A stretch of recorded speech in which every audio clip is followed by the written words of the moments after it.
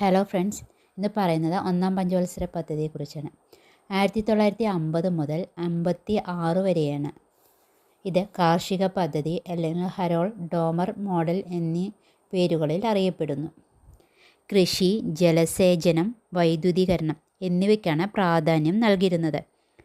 ബക്രാനങ്കൽ, ഹിരാക്കുഡ് എന്നിവയുടെ നിർമ്മാണം ഒന്നാം പഞ്ചവത്സര പദ്ധതി സമയത്താണ്. ദാമോദർ വാലി പദ്ധതി ആരംഭിച്ചു.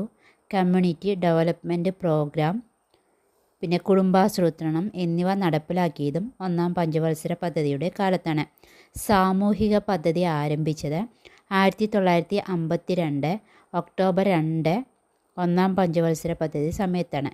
ലക്ഷ്യം ഗ്രാമങ്ങളിലെ ഭൗതികവും മാനുഷികവുമായ വിഭവങ്ങളുടെ പരിപൂർണമായ വികസനം.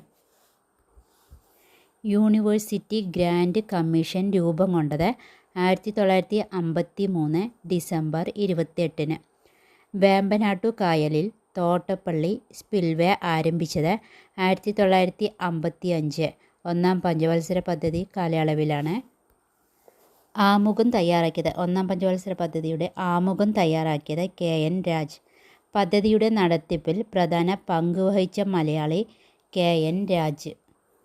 ഒന്നാം പഞ്ചവത്സര പദ്ധതിയുടെ വളർച്ചാ നിരക്ക് 2.1% ലക്ഷ്യം വച്ച ഒന്നാം പഞ്ചവത്സര പദ്ധതിക്ക് 3.6% വളർച്ച നേടാൻ കഴിഞ്ഞു.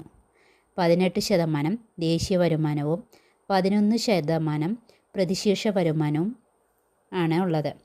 നിങ്ങൾക്ക് ഈ വീഡിയോ ഇഷ്ടമായെങ്കിൽ ലൈക്ക് ചെയ്യുക, സബ്സ്ക്രൈബ് ചെയ്യുക. Okay, thank you.